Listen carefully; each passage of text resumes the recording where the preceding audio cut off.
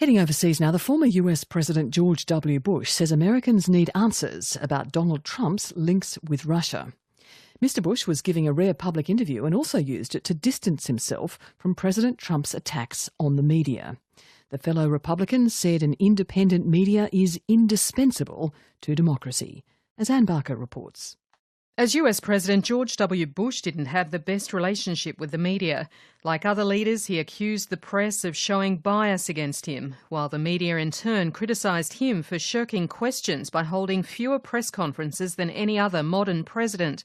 But asked now if he saw the press as the enemy, George W. Bush, the last Republican in the White House before Donald Trump, was very clear. I consider the media to be indispensable to democracy. In a rare interview with America's NBC network, the former president came out as a staunch defender of press freedom. We need an independent media to hold people like me to account. I mean, power can be very addictive and it can be corrosive. And it's important for the media to call to account people who abuse their power, whether it be here or elsewhere. The comments are starkly at odds with President Donald Trump, who's declared some media outlets as enemies of America, accusing them of running fake news and fabricating sources. Just today, his White House press secretary, Sean Spicer, again accused the New York Times of running a false story alleging contact between the Trump campaign team and Russian officials during last year's election. The New York Times published a story about what they called contacts between members of the Trump campaign and Russian officials. The FBI deputy director was at a meeting here at the White House that morning.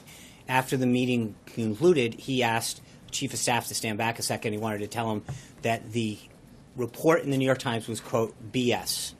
For viewers at home, I think you can pretty much figure what that means. Under feisty questioning, Sean Spicer hit back at reporters. You don't think there's something strange about, or there's something odd about the White House press secretary getting the CIA director on the phone to knock down a story about an investigation? No, but see, respectfully, you're using words like knock down. There was a story in a newspaper. Hold on. No. There was reporters coming to us saying there is a story out there. What's your take on it? And our answer was, we don't believe it's accurate. The FBI and separate House and Senate committees are already investigating the alleged links with Russia, and asked if a special prosecutor should also be appointed. Sean Spicer said, a special prosecutor for what? How many people have to say that there's nothing there before you realize there's nothing there? Now, George W. Bush says the question needs to be answered. He also said as president he'd tried to convince Russian President Vladimir Putin that he too needed an independent media. It's kind of hard to tell others to have an independent free press when we're not willing to have one ourselves. You mentioned Vladimir Putin. So many questions about the contacts between Trump associates during the campaign and the Russian government. As a former president, would you like to see a special prosecutor appointed to look into this once and for all and give the American people answers? Well, first of all, I think we all need answers. Whether or not the special prosecutor is the right way to go tonight, you're talking to the wrong guy. I am sure, though, that question needs to be answered. The New York-based Committee to Protect Journalists says it's now devoting more of its time on media freedom inside the US.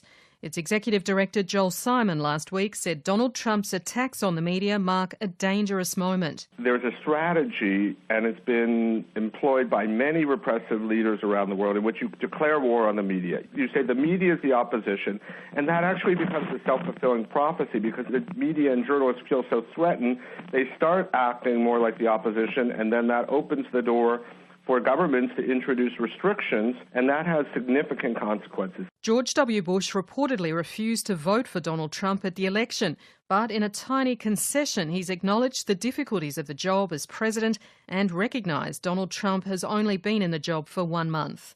Anne Barker reporting.